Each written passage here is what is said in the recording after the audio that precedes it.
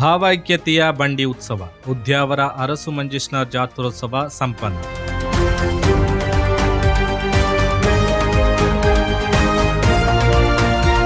ತುಳುನಾಡಿನ ಸುಪ್ರಸಿದ್ಧ ಸೌಹಾರ್ದ ತಾಣಗಳಲ್ಲಿ ಒಂದಾದ ಉದ್ಯಾವರ ಅರಸು ಮಂಜೇಶ್ವರ ಕ್ಷೇತ್ರದ ವಾರ್ಷಿಕ ಜಾತ್ರೋತ್ಸವವು ಅತ್ಯಂತ ಭಕ್ತಿ, ಶ್ರದ್ಧೆ ಹಾಗೂ ಹಿಂದೂ ಮುಸ್ಲಿಂ ಭಾವೈಕ್ಯತೆಯೊಂದಿಗೆ ಅದ್ಧೂರಿಯಾಗಿ ನೆರವೇರಿತು.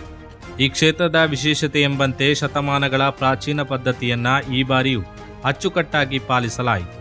ಜಾತ್ರೋತ್ಸವದ ಪ್ರಮುಖ ವಿಧಿವಿಧಾನಗಳ ಸಂದರ್ಭದಲ್ಲಿ ಸಿಂಹಾಸನ ಕಟ್ಟೆಯ ಬಲಭಾಗದಲ್ಲಿ ಕ್ಷೇತ್ರದ ಆಡಳಿತ ವರ್ಗದವರು ಹಾಗೂ ಎಡಭಾಗದಲ್ಲಿ ಮುಸ್ಲಿಂ ಬಾಂಧವರು ಆಸೀನರಾಗಿ ಇಡೀ ಉತ್ಸವವನ್ನ ಕಣ್ತುಂಬಿಕೊಂಡರು. ಧರ್ಮದ ಗಡಿಗಳನ್ನ ಮೀರಿ ಒಂದೇ ವೇದಿಕೆಯಲ್ಲಿ ಸೌಹಾರ್ದತೆಯಿಂದ ಕುಳಿತು ಜಾತ್ರೆ ನಡೆಸುವ ಈ ಸಂಪ್ರದಾಯವು ನಾಡಿನ ಸಾಮರಸ್ಯಕ್ಕೆ ಸಾಕ್ಷಿಯಾಯಿತು. ಮೇ 9ಕ್ಕೆ ಕ್ಷೇತ್ರ ಧ್ವಜಾರೋಹಣದೊಂದಿಗೆ ವರ್ಷಾವಧಿ ಉತ್ಸವಕ್ಕೆ ಅಧಿಕೃತ ಚಾಲನೆ ದೊರಕಿ ಮೇ 11 ಮತ್ತು 12 ನಾಡಿನಾದ್ಯಂತ ಸಾವಿರಾರು ಭಕ್ತರು ಪಾಲ್ಗೊಂಡ ಐತಿಹಾಸಿಕ ವಾರ್ಷಿಕ ಬಂಡಿ ಉತ್ಸವ ಅತ್ಯಂತ ಸಂಭ್ರಮದಿಂದ ಜರುಗಿತು.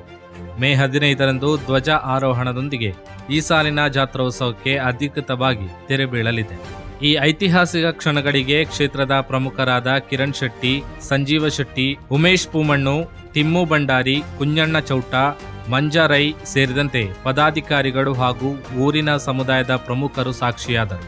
ಜಾತಿ ಮತಗಳ ಭೇದವಿಲ್ಲದೆ ಎಲ್ಲರೂ ಒಂದಾಗಿ ಆಚರಿಸುವ ಈ ಹಿಂದೂ ಮುಸ್ಲಿಂ ಜಾತ್ರೆಯು ಸಮಾಜಕ್ಕೆ ಪ್ರೀತಿ ಮತ್ತು ಸಹಬಾಳ್ವೆಯ ಮಹತ್ತರ ಸಂದೇಶವನ್ನ ಸಾರುವಲ್ಲಿ ಯಶಸ್ವಿಯಾಗಿದೆ.